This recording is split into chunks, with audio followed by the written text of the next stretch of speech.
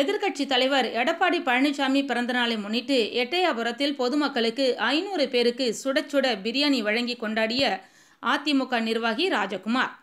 தமிழ்நாடு சட்டமன்ற எதிர்க்கட்சித் தலைவரும் அண்ணா திராவிட முன்னேற்றக் கழகத்தின் பொதுச் செயலாளருமான எடப்பாடி பழனிசாமி பிறந்தநாளை முன்னிட்டு இன்று தமிழகம் முழுவதும் அதிமுகவினர் கழக கொடியேற்றியும் பொதுமக்களுக்கு இனிப்புகள் மற்றும் நலத்திட்ட உதவிகள் வழங்கியும் வெகு விமர்சையாக கொண்டாடி வருகின்றனர்.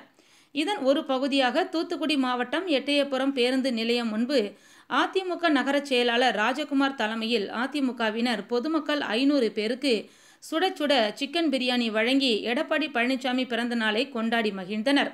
இதில் விளாத்திக்குளம் முன்னாள் சட்டமன்ற உறுப்பினர் சின்னப்பன் கலந்து கொண்டு பொதுமக்களுக்கு பிரியாணி பொட்டலங்களை வழங்கினார். இதில் எட்டயபுரம் அதிமுக மகளிர் அணி நிர்வாகிகள் உட்பட கட்சியினர், பொதுமக்கள் என ஏராளமானோர் கலந்து கொண்டு கொண்டாடினர்.